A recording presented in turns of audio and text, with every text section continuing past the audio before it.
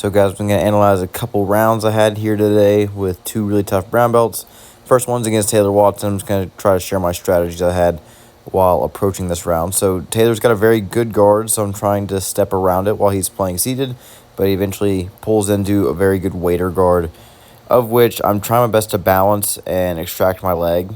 Usually with waiter, I try to control the far leg just so they have a little bit harder of a time inverting under me, but Taylor's a lot bigger than me, a lot better at this game than me, so he uses it to wrestle up on a single.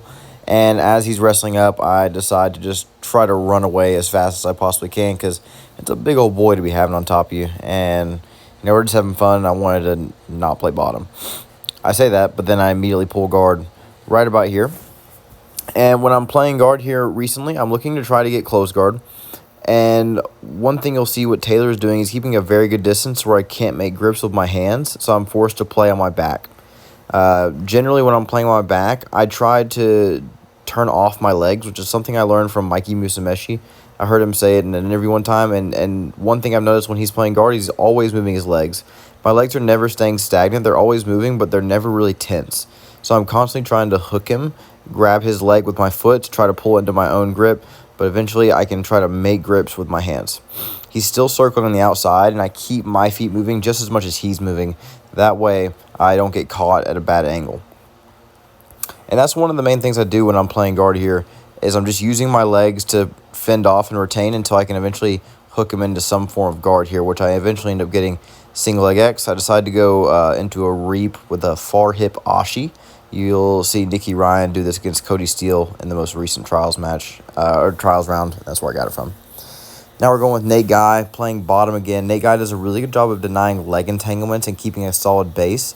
So the first thing we look for is to pull close guard. And you see I don't get it because his knee's in the center. But one thing I found recently in training after focusing on close guard so much is that if you try to go close guard and their knee's in the middle, it sets up a perfect K guard on the opposite leg. And if they deny the K guard, you see I try to go false reap here. Probably should have followed up with a far leg hug into single leg X from here, but I just didn't at the moment because I was probably tired. But a lot of my guard is focused on either getting inside position or outside position and being able to constantly rotate between the two. Always looking for 2-on-1s to funnel back into outside guards or using 2-on-1s to go back to inside guards. Here he's trying to cut an angle outside of my legs, so I'm keeping my knees tight. He goes in for what I thought was going to be a knee cut, so I throw a lasso in, but he ended up X-passing me to basically a cradle. You can see my foot's right next to my face here.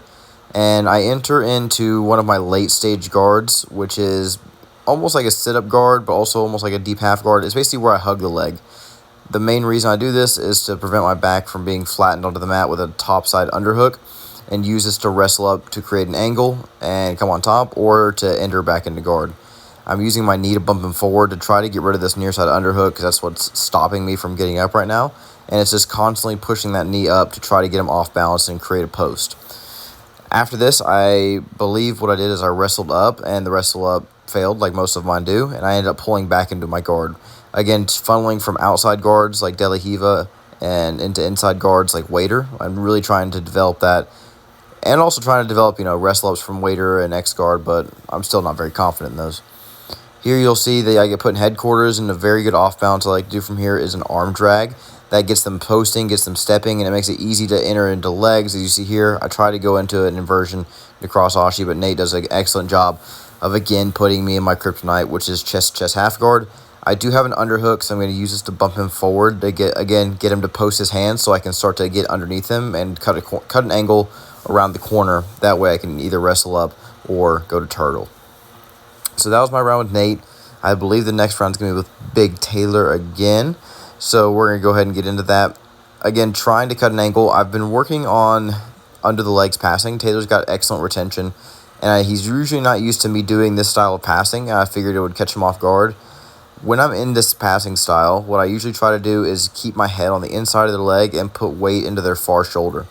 With this single stack, you can either force them to turtle like I just did, or you can go into a splits pass on the other side. I do a failed turtle attack, and usually failed turtle attacks will lead me into my Kimura trap system, which I'm using here to attack the arm. I throw the leg over his leg instead of weaving it into his hip, which allows him to get his knee into place and to create space off of that, and as well as enter my legs. So that was just a mistake I made there. Off of this butterfly ashi, I usually look to backstep to unwind myself to eventually get out of this entanglement, because again, Taylor's got really good Aoki locks, ankle locks from there. From here, I'm not letting him wrestle up by pushing his shoulders. I'm going to look to do a far crescent step, basically right into an underhook head pin. I believe that's one of the best passes you can do. It's a very quick and easy guard pass that I have been trying to put more emphasis in. Here with Nate, same thing. My general strategy when approaching a seated guard is to either use my feet to create angles like you're seeing here to get them on their back, or to get an inside step and an underhook to threaten a knee cut. And you'll see here, I go for my first knee cut, but as he points his knee up, he forces me to go into headquarters on the opposite side. Having the underhook still, I decide to go into a high tripod, try to switch my hips, ends up pummeling his legs inside, and from here I pummel into an over-under to stop him from getting under my legs, and I eventually pummel into a double underhook to start cutting the corner, and we're back into that single stack. This is a great position to go against, or to use against good guard players, just because it puts them in such a bad position, and it opens up so many passing opportunities and forcing the back. I don't really see too many people doing under the legs passes, and I think there's some missing gold there. I feel like that's one thing that people are forgetting about. The new meta is currently outside the legs passing, but I do believe that under the legs passing can be and should be used as much as possible, especially against good guard players. And here, I'm struggling to take the back because Nate's got a good turtle defense, so I'm using, I guess you would call this a wrist ride from wrestling, where you double up on the bottom side hand, you have a top hook. This prevents him from getting his back to the mat, almost like a Dagestani handcuff. And I'm using this just to tire him out and to pin him down, because now he can't put his back to the mat, so it's going to give me a lot of opportunities to go into belly down back mount, which is a great position to wear your partner down and to eventually enter chair sits like so. Obviously, anytime I'm on the back, I look for the classic straight jacket system, where you just cross your opponent's arms and you look to either do arm trap systems, threaten chokes. Nate does a good job of passing my body triangle to an inside triangle and then to a far hip triangle. And from there, he rolls to the other side. I can't really tell how I got this rear naked choke. I think maybe his hand just slipped off and I just took advantage of that, and I locked in the rear naked choke.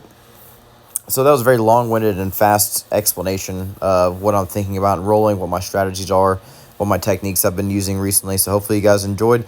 Let me know if you guys want to see any more rolling footage and get some insights on my strategies and other things like that. Have a good day.